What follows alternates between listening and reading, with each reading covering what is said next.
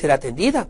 Esto ha generado un problema que tiene que ser solucionado por los estados y por los gobiernos, porque hay delitos que afectan la estructura misma del Estado. Les mencioné el delito de narcotráfico. Hoy en día todos los grandes estados y las organizaciones internacionales están de acuerdo en que el delito de narcotráfico no se limita solamente pues, a traficar con estupefacientes, sino que en ese tráfico de estupefacientes corrompe funcionarios, corrompe gobiernos, corrompe Estado, cometen asesinatos, se enfrentan a los poderes de orden público, trastornan las estructuras de las sociedades y especialmente de las sociedades democráticas, de las repúblicas que han sufrido, ¿no? y sangrado tanto por tener un gobierno democrático a través de la historia. Entonces se reconoce que estos delitos internacionales causan daño a diferentes estados.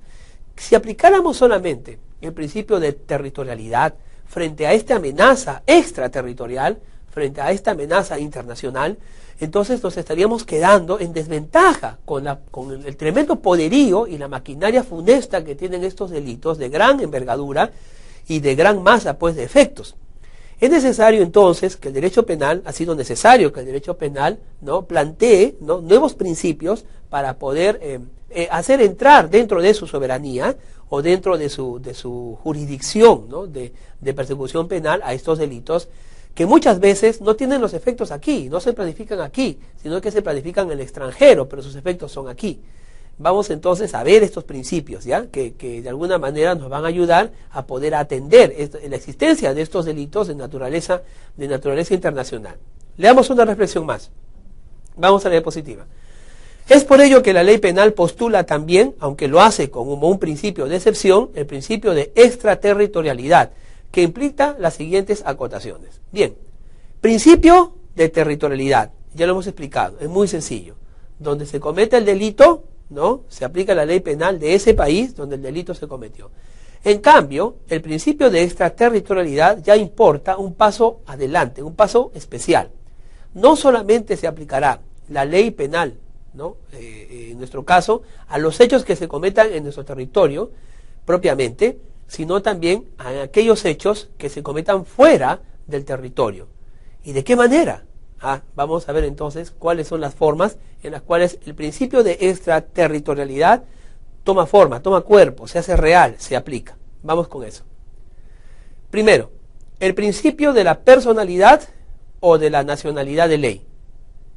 Pone el énfasis en la persona del agente, el agente activo de delito, entendemos, su origen y su nacionalidad.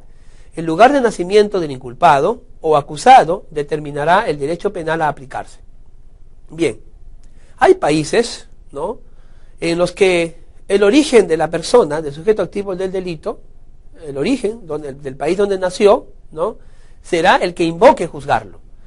Esto, por ejemplo, en el derecho norteamericano, en el derecho de los Estados Unidos, lo conocen como principio pues, del principio del nacional, ¿no?, o la protección del nacional.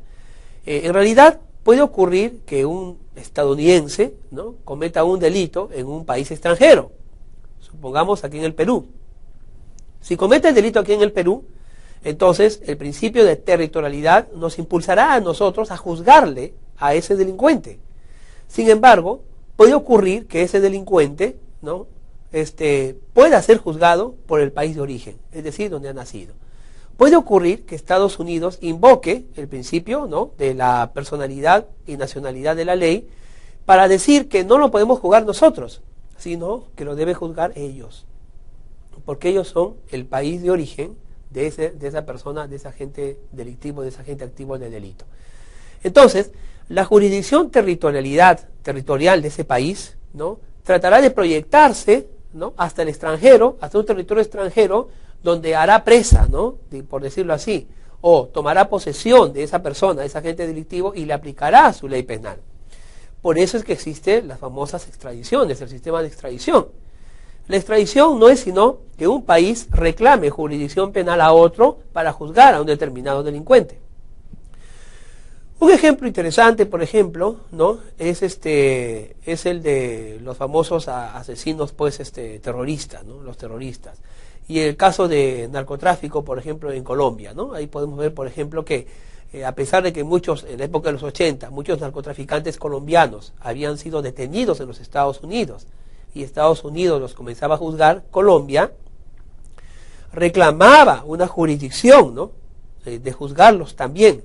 Ellos desconocían los juicios penales con los que Estados Unidos pues juzgaba a los colombianos en Miami, en San Francisco, en Los Ángeles, y reclamaban que ellos tenían que ser trasladados a Colombia para ser juzgados por la legislación colombiana, ya que eran colombianos.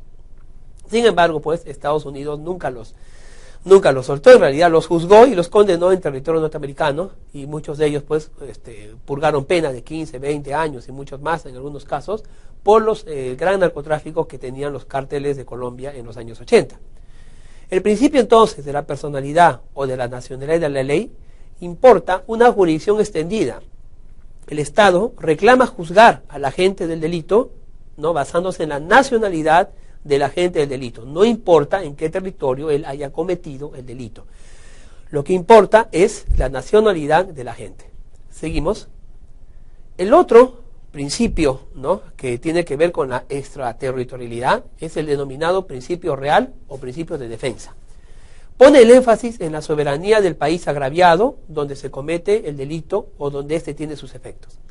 En el ejemplo de los Estados Unidos y el narcotráfico, cuando muchos cárteles colombianos importaban toneladas de droga hacia Miami, los Estados Unidos entonces empezó una guerra prácticamente en los años 80, una guerra contra la delincuencia determinada relacionada con el narcotráfico.